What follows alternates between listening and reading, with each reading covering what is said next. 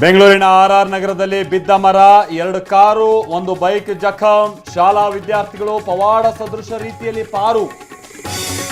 ಉತ್ತರ ಕರ್ನಾಟಕದ ಹಲವೆಡೆ ಬರದ ಛಾಯೆ. ಮಳೆಯಾಗದೆ ಕುಡಿಯೋ ನೀರಿಗೆ ಹಾಹಾಕಾರ.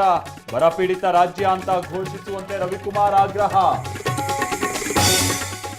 ಹುಂಡಿ ಹಣ ಕಳ್ಳತನ ದುರಾದೃಷ್ಟಕರ. ಭಕ್ತರು ಸಂಯಮ ಕಾಪಾಡಿಕೊಳ್ಳಿ.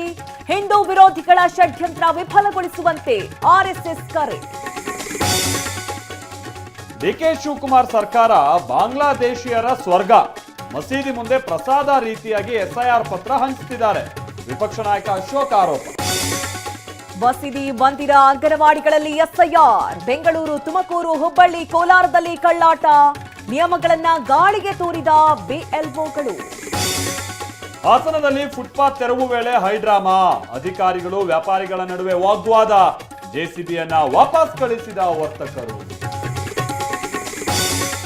ಬೆಂಗಳೂರಿನ ಇಸ್ರೋ ಕಚೇರಿಗೆ ಬಾಂಬ್ ಬೆದರಿಕೆ. 24 ಗಂಟೆಯೊಳಗೆ ಆರೋಪಿಯ ಬಂಧನ. ಉತ್ತರ ಪ್ರದೇಶದ ನಿಶಾಂತ್ ತ್ಯಾಗಿ ಅಂಧರ್.